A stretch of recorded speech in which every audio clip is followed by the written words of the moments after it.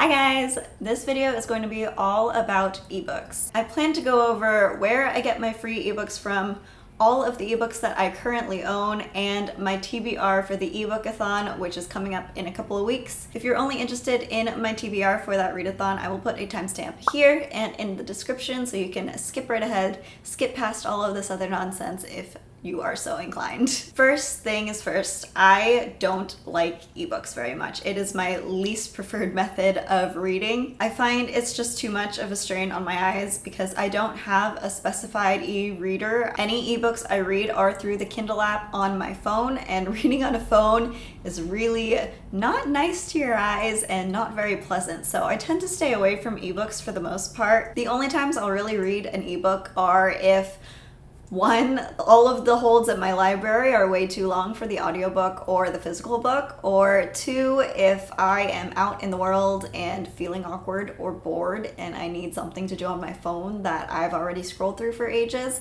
then I will most likely pick up one of these audiobooks. Though, to be fair, that hasn't happened yet. So maybe that's just a completely invalid point. I don't know. Either way, I have these books. I'm gonna share them with you. I have 3 different places or methods of getting free ebooks. The first one is Prime Reading. Prime Reading is open to all Amazon Prime members, and it's an unlimited library of books, comics, and magazines. From what I've seen browsing around the catalog, it's a lot of self-published books and then a few big titles like the first Harry Potter and the Handmaid's Tale. Similar to that, there's the Play Books app, which is available for Android. It's basically Android's version of the Kindle app. You can, of course, buy ebooks and audiobooks on it, but they do have a section of free fantasy sci-fi series starters where the first book in the series is available for free. I haven't seen any traditionally published books available for free on Playbooks, unlike for Prime Reading, but I am also still new to the app, so I haven't fully explored it because I just got drawn to the fantasy and sci-fi, of course. And then my last method of getting free ebooks is a program called First Reads, which is available to Prime members again. And basically an editor will put together a selection of 7, I think, new release books, and you're able to download one of those selections for free. This is a monthly thing, so each month an editor will put together a new selection of new releases, and each month you get 1, sometimes 2 credits. Sometimes there are months where you can download 2. I'm not really sure when that comes up or how that works. It's just something that I've seen as I've been using this program for a couple months now. The new releases you can choose from are from a mixture of genres. Every month the genres will change, which sometimes means there's no fantasy or sci-fi for me to enjoy, so I end up picking something that's not really in my comfort zone, which could be a good thing to get you to try new things, but might also be a bad thing because then you're just accumulating books that you might not actually like, which is what I'm afraid happened in this case. I haven't read any of these books. I haven't read any of these ebooks, which is why I'm going to go through all of the ebooks that I currently own because they are my ebook TBR, I guess. But I'm slightly worried that I am not going to like some of these books. I mean, at the same time, I didn't pay any money for them, so I have no real issue DNFing them, though I never really have an issue with DNFing a book. But beside that, the only thing that they've taken me is phone data space, which is actually pretty valuable. So going into the ebooks that I currently own, I am going to break them up by the program that I got them through. So I'm going to start with Prime Reading, then Playbooks, and then First Reads. So the first ebook I own is The Man in the High Castle by Philip K. Dick. I don't know very much about the series. It is a big television series that I think a lot of people like. It's a sci-fi in which America lost World War II and is now occupied by Nazi Germany and Japan. Now, none of that is my normal genre, but it won a Hugo Award and I've heard a lot of acclaim for it. So I thought I would download it and possibly give it a try. Next, I have The Gold Sun by Carrie and Noble, and this is about leprechauns and curses. It follows a boy who can't stop himself from stealing, and he gets whisked away to this leprechaun world where he's basically forced to become a leprechaun. I was mainly interested in this book because I've never read anything about leprechauns. That's really it. You'll find with most of these ebooks that there's not too much that went into my thought process behind downloading these other than something vaguely piqued my interest, so I did it because it's free and why not? So I'm sorry if these justifications seem pretty lame, because they are. Next, I have Waters of Salt and Sin by Alisha Klapheke, and this is about a salt witch who's tasked to discover new islands in order to save her sister. It also has a love story with her best friend, I believe, who's in a caste above her, and their sort of forbidden romance, I guess. This book could honestly be a complete miss for me because I hate ship books with a deep passion. I have not found one that I have enjoyed so far. I'm not stopping trying because I'm hoping to find something that I will like, but so far it's all been misses for me. And there's also the kind of cliche romance, which might also bring this book down in my eyes. But it was interesting enough with the witch aspects and the magic that I decided to download it and give it a try at some point in the future. Then I have Moonburner by Luana, and this is about a female sorceress who grew up disguised as a boy because having magic in her land is not allowed and gets you killed. So when she grows up, she travels to a new land where her kind are revered and she trains to become a warrior. However, the system in that land may be corrupted and could lead to the downfall of magic as a whole. So of course, she has to save all of magic. Seems like a pretty typical fantasy book, but I will basically pick anything up with magic in it. And the last book I have from Prime Reading is The Handmaid's Tale by Margaret Atwood. I'm sure I don't have to go into what this book is about. It's a huge thing right now. It just got a sequel, and there's the whole TV series, which I haven't watched yet because I wanted to read the book. It's a dystopian, it's getting a lot of praise, and I now own it so I can read it too. So moving into playbooks, I have A Time of Kings Episode 1 by Odette C. Bell. And this is a space opera where the kings are not born, they're actually stored within the memories of their future brides. So the woman who is designated to be the bride of a future king is able to bestow all of the powers of the king in her mind onto a man. And this just seems like a fascinating premise, so I'm actually kind of excited to read this book. Another one that I'm pretty excited for is The Darker Ages by Aron Lewes, and this follows a disabled main character who escapes through VR. In her game, she goes on a bunch of classic fantasy adventures, which sounds so fun, and having that additional twist of it all being in a video game and having disabled rep, this sounds like it could be great. And then one that seems like it could be skewing into the more humorous fantasy aspects, at least based on the tone of the synopsis, is the Book of Nocera by Luke Raven, and this is about two authors who created their own fantasy world and then they got stuck in it.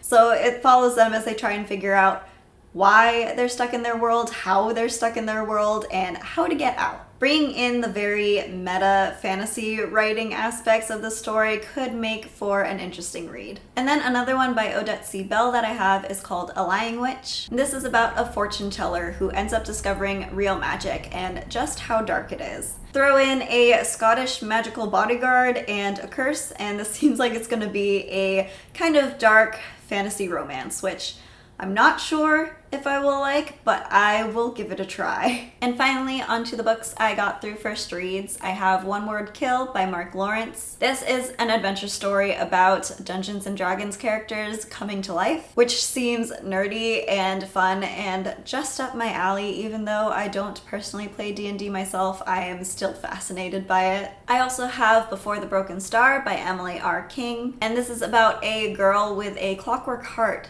seeking revenge on the man who killed her family. For some reason, she gets sent to a cursed island to develop a new colony and ends up uncovering some secrets. I haven't really read steampunk before. I don't even know if this is steampunk. I'm just assuming from the Clockwork Heart. I'm not sure. I don't really know what to expect from this book. And then on one of those months where fantasy wasn't one of the options, I have a historical fiction. It's A Fire Sparkling by Julianne MacLean. And this is a World War II family saga where a girl finds photos of her grandmother that don't quite make sense, and she goes on this journey to discover what actually happened in the past. I think this might be dual timeline, but I'm not sure. I don't tend to pick up historical fiction set during the World Wars just because it's challenging for me to read emotionally, but there are quite a few on my TBR that I want to read, and this has now been added to it. Another historical fiction that I'm even less certain about is Relative Fortunes. This is by Marlowe Benn, and it's set in 1920s New York. and it's sort of a murder mystery. It follows a woman who's trying to prove that this prominent suffragist suicide was actually a murder. Mystery is not my genre, even more than sci-fi isn't my genre. I've never really liked mystery, so I'm not sure how this book will go. Next is The Secrets of Lost Stones by Melissa Payne, and I believe this is literary fiction. This is about a mother who lost her son, and she runs away to be a caregiver for an old woman. This old woman is said to be clairvoyant, and this follows their journey to healing. Grief is another topic that I'm not too comfortable reading about in books, but maybe this will force me to expand my horizons a bit. Falling back into my comfort zone of fantasy, we have The Vine Witch by Luanna G. Smith. This is set in France with herbalist witches, and if that's not a perfect atmosphere, I don't know what is. The main character is a witch who recently broke out of a curse, and she's seeking revenge. But at the same time, she must tend to her magical garden and protect the handsome stranger who is now living in her house. Obviously, I'm excited for this one. I love witches and herb lore. Then I have Everything You Are by Carrie and King, and this is about a musician who can no longer play his instrument and his life is kind of going down the drain. When his ex-wife and his son are killed in a car accident, he tries to rekindle his relationship with his daughter. Additionally, there's the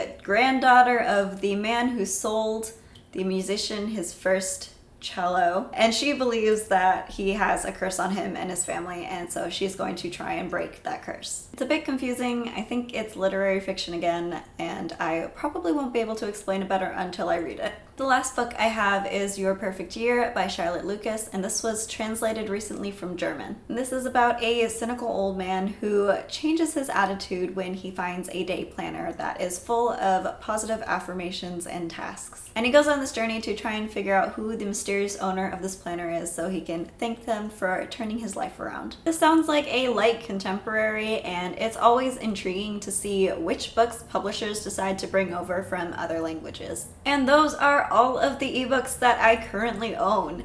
It's kind of a mixed bag, and I have not read a single one. Which leads me into EBookAthon, which is a readathon centered around reading your ebooks. This readathon takes place from October 27th to November 2nd, and I will link all of the information, the Twitter, down below. The goal is to make you read your ebooks because they tend to be the books that are the most forgotten since they're not physically in front of you. And I can say that's valid for me, but in addition to that, I don't like reading ebooks. So that's another reason why I haven't gotten to any of these books yet. But I wanted to change that, so that is why I am participating in this readathon. There are 5 prompts, and I will go through each of them and tell you what book I'm picking for each prompt. The first prompt is the Daily Deal Impulse Buy.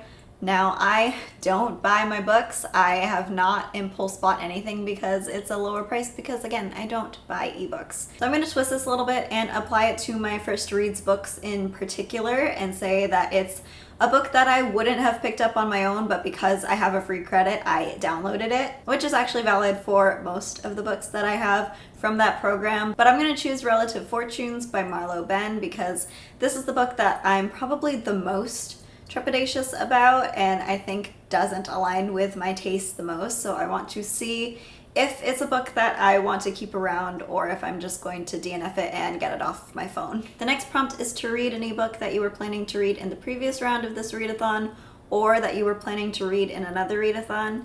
I've never participated in this readathon and I've never put any of these ebooks on a readathon prompt, so I'm basically just using this as a free space. And I'm planning to read The Vine Witch by Luanna G. Smith. This readathon takes place over Halloween, and I thought it would be fitting to have one witchy book in there. Plus, it's one of the ones that I'm more excited about, so I want to make this readathon as good of an experience as possible. The third prompt is to read your highest rated ebook, which for me is The Book of Nocera by Luga Raven with 4.42 stars on Goodreads. I think this will be a light, fun fantasy, and I'm interested to see why it has such a high rating. On the opposite end of the spectrum, the fourth prompt is to read your lowest rated ebook. For me, that's A Lying Witch by Odette C. Bell with 3.05 stars, which honestly I'm not too surprised about considering the premise. I have a feeling it's not quite gonna work for me either, so we'll see if I actually make it through this book or not. It's very possible that I will DNF it. If that does end up happening, I'm just going to replace it with the next lowest rated ebook that I have in order to try and get through them. And if not, it will actually just help me cull my collection down,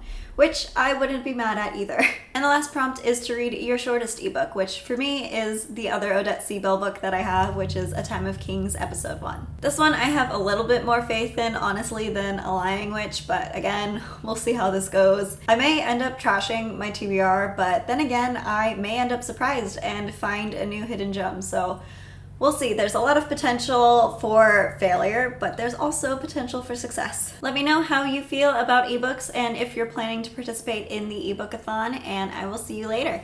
Bye! A collection of self-published Santa Fe